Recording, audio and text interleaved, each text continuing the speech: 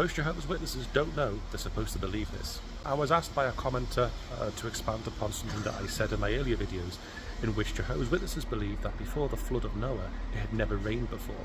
Now this is something that probably Jehovah's Witnesses today, especially if you've converted since the 2000s, probably don't know about, but that actually is Jehovah's Witness doctrine. Allow me to explain. This doctrine originated from Watchtower founder Charles Taze Russell in the Photodrome of Creation, which was released in 1914. That was a tour of Bible lectures and slides. And in that lecture, he proposed that the Earth originally had rings around it like Saturn, but that these rings were made of water, and that was the canopy above, or waters above the Earth, as briefly mentioned in the book of Genesis.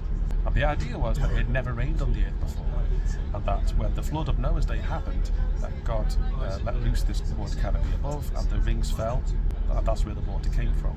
Then after this, the water froze at the poles, and that's why we have the North Pole and South Pole now, made of ice. And that before that this happened, because the Earth was covered with water above, that the Earth was a worldwide tropical climate blocking out radiation, and that's why people in the Bible lived for hundreds of years. So the question asks, how did plants grow if there was no rain? Well, the Watchtower had an answer for that as well.